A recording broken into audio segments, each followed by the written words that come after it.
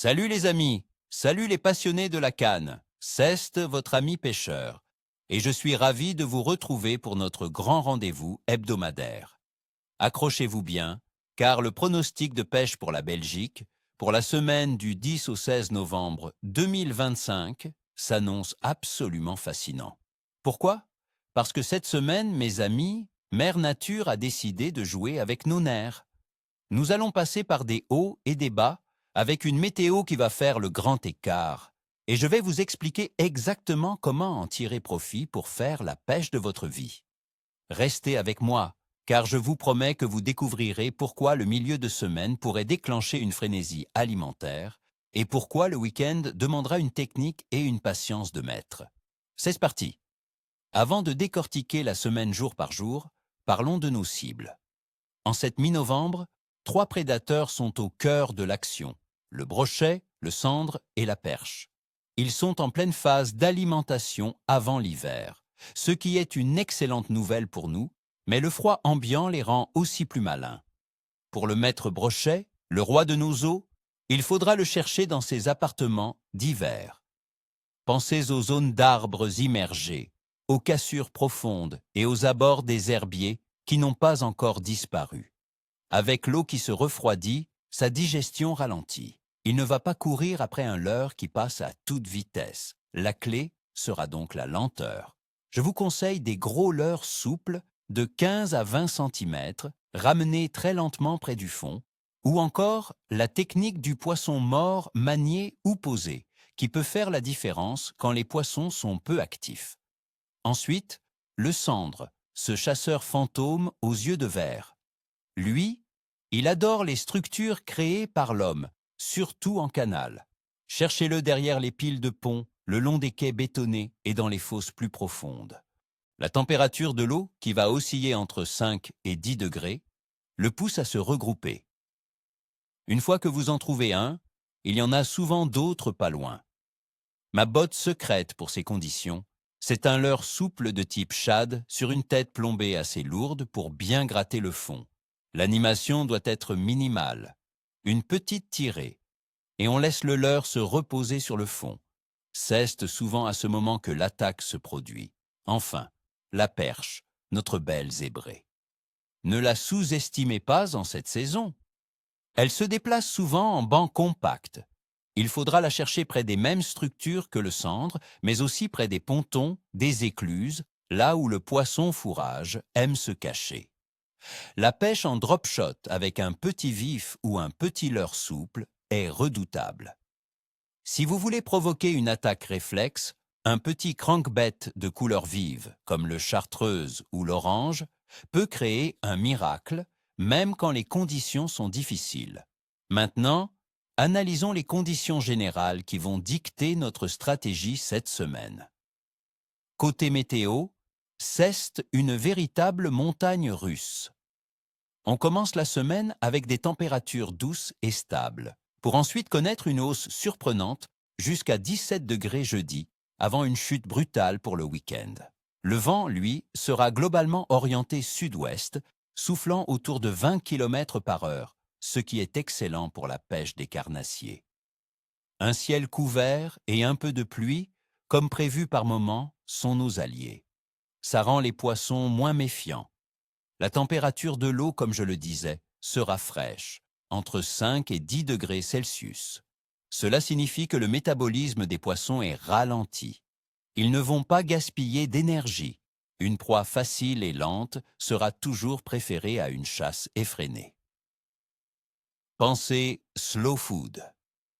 C'est la clé du succès. Et la lune dans tout ça?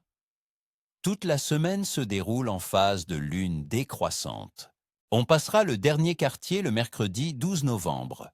Les anciens disent souvent que cette phase est synonyme d'une activité moyenne mais régulière. Les poissons ne seront peut-être pas dans une frénésie totale, mais on peut s'attendre à des fenêtres d'activité plus marquées, notamment au lever et au coucher du soleil.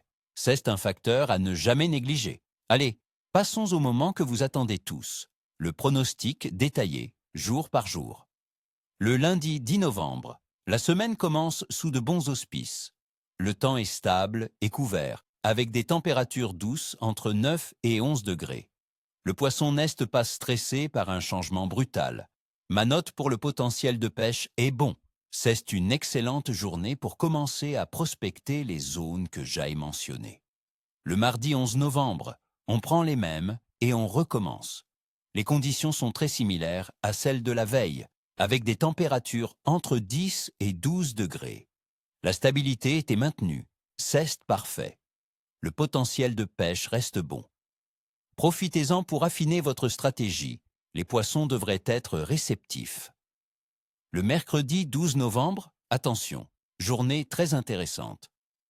Les températures grimpent encore un peu, entre 12 et 14 degrés.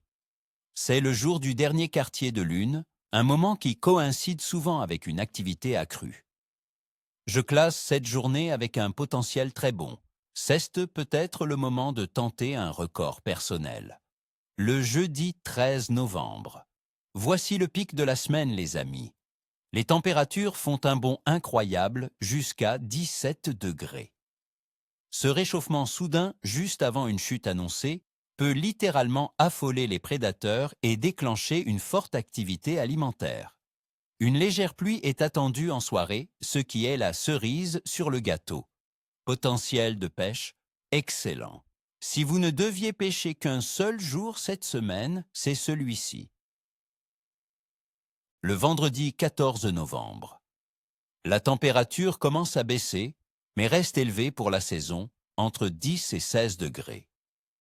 L'activité de la veille pourrait se prolonger un peu. Le ciel reste couvert avec un risque de pluie la nuit. Le potentiel de pêche est encore bon, mais attendez-vous à ce que les poissons commencent à sentir le changement arriver. Le samedi 15 novembre, c'est le début du grand changement. La température chute brutalement pour se situer entre 7 et 11 degrés, accompagnée d'une pluie légère. Ce choc thermique va rendre les poissons très méfiants. Ils risquent de se caler au fond et de bouder nos leurres. Le potentiel de pêche devient capricieux. Il faudra pêcher très lentement, très précisément, et faire preuve d'une grande patience. Ce sera une journée pour les techniciens. Et enfin, le dimanche 16 novembre, le froid s'installe pour de bon. On attend des températures entre 5 et 8 degrés, avec même un petit risque de neige. C'est la journée la plus froide de la semaine. Le potentiel de pêche sera faible. Ce sera très difficile, il ne faut pas se mentir. Les poissons seront léthargiques. Les seules chances se situeront peut-être au cœur des heures les moins froides, en pêchant extrêmement lentement dans les fosses les plus profondes. Voilà mes amis, vous savez tout. Cette semaine est une véritable leçon de pêche, nous montrant à quel point il faut s'adapter. On a des jours de rêve en perspective et des jours de grands défis. C'est ça qu'on aime, n'est-ce pas? Je vous souhaite à tous une excellente semaine au bord de l'eau. N'oubliez pas le Nivosta ni Cheshui, comme on dit chez nous, pas de queue, pas d'écaille. Et surtout, partagez vos expériences. Dites-moi dans les commentaires quels sont vos plans pour cette semaine. Quelle heure allez-vous monter? Et bien sûr, si cette vidéo vous a plu, le petit pouce bleu fait toujours plaisir. Et abonnez-vous pour ne manquer aucun de nos futurs pronostics. Allez, à très bientôt au bord de l'eau!